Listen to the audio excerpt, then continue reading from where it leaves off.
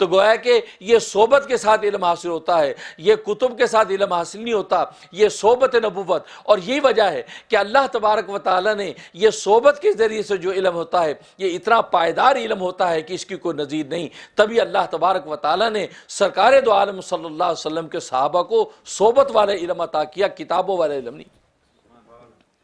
صحابہ نے کوئی کتابیں نہیں پڑھی آپ سے، بخاری اور یہ ترمذی نہیں پڑھی، شرح وقائے و ہدایہ نہیں پڑھی، انہوں نے کتاب محمدی پڑھی ہے۔ محمد مصطفیٰ احمد مجتبیٰ صلی اللہ علیہ وسلم کی حرکت و سکون کو دیکھا ہے، ان کی رفتار و گفتار کو دیکھا ہے، ان کے اخلاق و کردار کو دیکھا ہے، ان کے اٹھنے بیٹھنے کو دیکھا ہے، ان کی نشست و برخاست کو دیکھا ہے، ان کی مسکراہٹ اور غم کو دیکھا ہے، ان کے دکھ اور سکھ کو دیکھا ہے، ان کی کروٹیں بدلنے کو دیکھا ہے، ان کا میدان جنگ کے اندر اترنے کو دیکھا ہے۔ تو گویا کہ صحابہ اس کتاب محمدی کو دیکھتے چلے جاتے ہیں اور آنکھوں کے ذریعے سے علم کو اتار کر اپنے سینے میں موجن کر رہے ہیں۔ جسے پینا ہو آنکھوں سے وہ میری بزم میں آئے، گویا کہ وہ کتاب محمدی آنکھوں سے پی جاتی ہے، رسول اللہ کی ایک ایک حرکتوں اور ادا کو دیکھ رہے ہیں اور صحابہ و صحبت کے علم حاصل کر رہے ہیں۔ اور یہ علم اتنا قیمتی ہے کہ اسی صحبت کی نسبت سے صحابی کا نام صحابی بن گیا۔ ہم کسی صحابی کو مولانا نہیں کہتے، مولانا ابو بکر صدیق، مولانا ابو ہریرہ، مفتی اعظم عمر فاروق، کبھی نہیں۔ یہ بڑے بڑے ٹائٹل یہ بڑے بڑے بعد والوں کے لیے ہیں۔ صحابہ کے لیے تو صحابی ہونا اتنا بڑا ٹائٹل ہے کہ جب کہہ دیا کہ صحابی رسول ہے تو ساری آسمان و زمین کے ٹائٹل اس کے سامنے ڈھیر ہو گئے، اس لیے کہ صحابی ہونا اتنا بڑا شرف تھا کہ گویا کہ اس نے ایمان کی آنکھ سے محمد مصطفیٰ کی اس کتاب محمدی کو دیکھا ہے، لہذا اس کے درجے کا کوئی دوسرا انسان ہو نہیں سکتا۔ اللہ اکبر، اللہ اکبر۔ تو یہ صحبت سے صحابی کا نام بن گیا، لہذا کتابوں میں اتنا لکھا جاتا ہے کہ یہ صحابی رسول ہیں صلی اللہ علیہ وسلم، بس۔ تو گویا کہ اس صحابی کی فضیلت کے لیے اتنا لکھ دینا کافی۔ وہاں پر ان کے کوئی ٹائٹل لکھنے کی ضرورت نہیں ہے کہ یہ مولانا ہیں، یہ حافظ ہیں، یہ قاری ہیں۔ یہ تو بعد والوں نے اپنے چھوٹوں کو بڑا کرنے کے لیے ہم نے بڑے بڑے ٹائٹل بنا رکھے ہیں، لیکن صحابہ کے لیے صحبت کافی تھی۔ تو گویا کہ صحبتوں کے ذریعے سے جو علم حاصل ہوتا ہے یہ وہ علم اور پائیدار علم ہے جو نبیوں کے ذریعے سے اللہ تبارک و تعالیٰ ان کے چاہنے والوں کو عطا کرتے ہیں۔ تو یہ علم ہے۔ تو علم گویا کہ یہ مدار ہے فضیلت کا انسان کی۔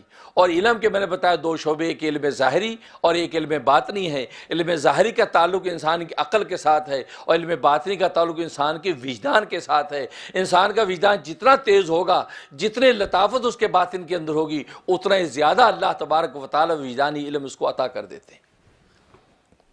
اور قرآن کریم میں اللہ تبارک و تعالی نے دونوں علموں کی خبر دی، اس لیے اس آیت میں فرمایا کما ارسلنا فیکم رسولا منکم، جیسا کہ ہم نے بھیجا تمہارے اندر تم ہی میں سے ایک رسول، یتلو علیکم آیاتنا، جو تلاوت کرتا ہے تم پر ہماری آیتیں، ہماری قرآن کی آیتیں تلاوت کرتا ہے تم پہ، ویزکیکم، اور تمہیں پاک کرتا ہے، ویعلمکم الکتاب والحکمہ، اور وہ تعلیم دیتا ہے تمہیں کتاب کی اور حکمت کی۔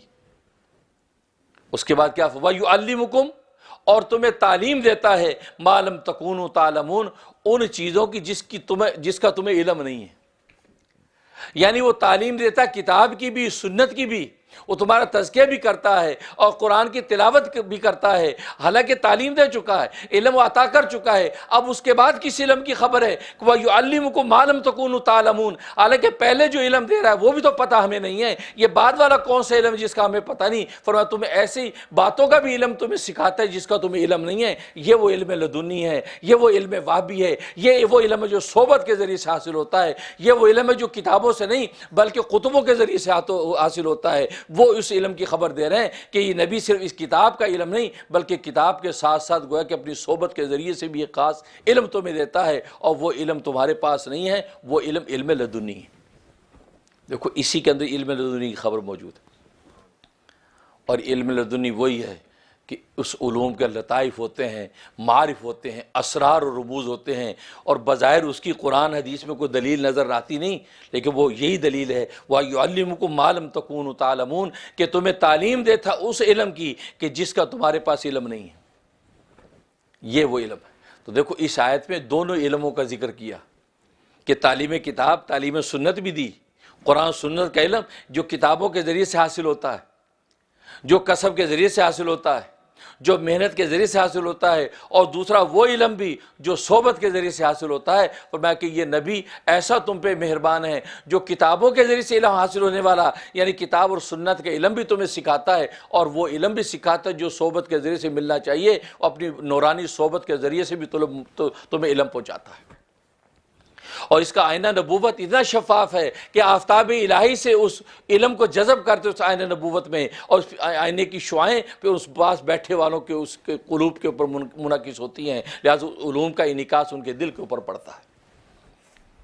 پھر ابو بکر صدیق بن جاتا ہے، عمر فاروق بن جاتا ہے، عثمان غنی بن جاتا ہے، علی مرتضیٰ بن جاتا ہے۔ تو گویا کہ یہ مراتب جو بڑھتے چلے جاتے ہیں ان علوم کی وجہ سے، کہ جب وہاں سے روشنی آتی ہے اور آئینے میں ٹکراتی ہے اور ارتعاش ہو کر جب سامنے بیٹھے والوں پر جب گرتی ہے، ہر آدمی اپنے اپنے ظرف کی شفافیت کے اعتبار سے اس کو کسب کرتا ہے۔ ابو بکر کے دل کا آئینہ زیادہ شفاف ہے، وہ زیادہ کسب کرتا ہے، وہ عالم الناس بن جاتا ہے، عمر حاصل کرتا ہے، عثمان حاصل کرتا ہے، علی مرتضیٰ حاصل کرتا ہے، اسی طرح صحابہ درجہ بدرجہ اس علم کو حاصل کرتے چلے جاتے ہیں، یہاں تک کہ وہ ایسے منور ہو جاتے ہیں تو کہ گمراہی میں ڈوبی کائنات کے کونے کونے میں پہنچ کر لا الہ الا اللہ کی محنت کو پہنچا دیتے ہیں۔ اللہ اکبر۔